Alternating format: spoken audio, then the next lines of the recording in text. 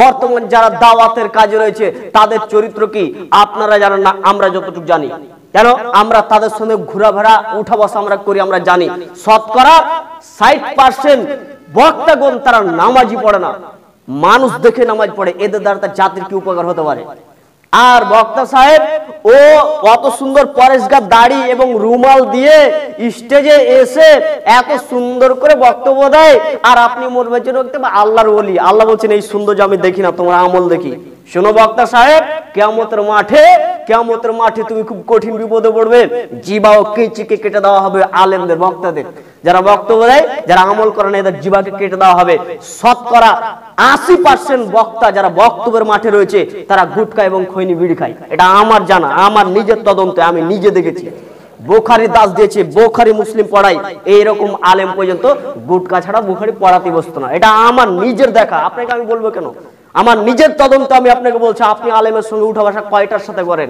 আমি অনেক আলেমের সাথে উঠা বসা করি, বক্তার সাথে আমি করেছি। আমি যে কথা বলছিলাম, বক্তা সাহেব স্টেজে এসে একেবারে মানুষের সামনে কত না, ও নিজে যেই বক্তব্যটা দিচ্ছে ওরই ওই বিরোধিতা কাজ করছে। রাসূল সাল্লাল্লাহু আলাইহি সাল্লাম বলছেন কিয়ামতের মাঠে ওই বক্তাদের নাড়ি ভুঁড়িকে বের করে দেওয়া হবে, আর চতুর্দিকে তার নাড়ি ভুঁড়ি ঘুরতে থাকবে। আর সাধারণ লোকেরা বলবে, আপনার আলেম সাহেবকে বলবেন, হুজুর আপনার এই অবস্থা কেন? তখন ও বলবে, আমি মানুষকে হক কথা বলেছি কিন্তু আমল করিনি। যে আপনি তদন্ত করেন, একটু আপনি তদন্ত করে দেখবেন, যদি কোনো বক্তার সাথে যদি আপনার সম্পর্ক থাকে একটু তদন্ত করে দেখবেন।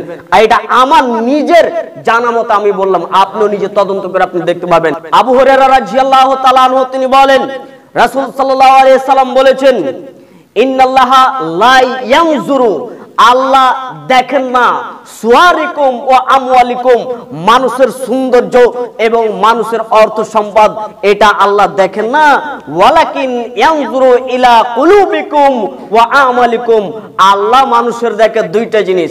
আল্লাহ মানুষের দেখে দুইটা জিনিস, এক তার অন্তর দেখে, আর দুই আল্লাহ দেখে তার আমল। তাহলে আল্লাহ দুটো জিনিস মানুষের দেখেন না, এক মানুষের সৌন্দর্য, লেবাস, পোশাক, আল্লাহ এটা দেখেন না। আল্লাহ দেখেন না মানুষের অর্থ সম্পদ, আল্লাহ দেখেন কি?